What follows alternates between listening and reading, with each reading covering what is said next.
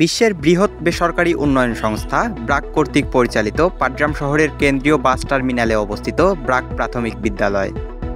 প্রতিষ্ঠা লগ্নের পরপর থেকেই বিদ্যালয়টি পাটগ্রামের কোমলমতি শিশুদের শিক্ষার মানকে উন্নত করতে ভূমিকা রেখে আসছে। প্রতিষ্ঠানটিতে অধ্যয়নরত শিক্ষার্থীদের মননশীলতা বিকাশের লক্ষ্যে প্রতিবারের মতো এবারেও অনুষ্ঠিত হয়েছে বার্ষিক ক্রীড়া প্রতিযোগিতা, বনভোজন ও সাংস্কৃতিক অনুষ্ঠান।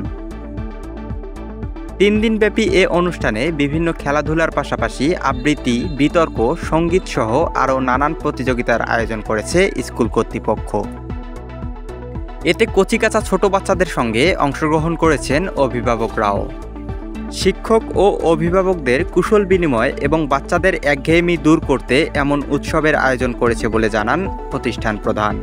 3 দিনব্যাপী এ অনুষ্ঠানের পুরস্কার বিতরণীতে প্রধান অতিথি হিসেবে উপস্থিত ছিলেন পাটগ্রাম উপজেলা নির্বাহী কর্মকর্তা জিল্লুর রহমান।